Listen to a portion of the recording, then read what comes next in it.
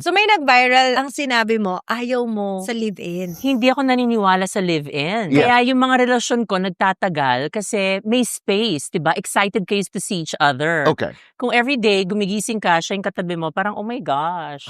Hello sa lahat ng magka-live-in. Hi! Pati dito sa studio.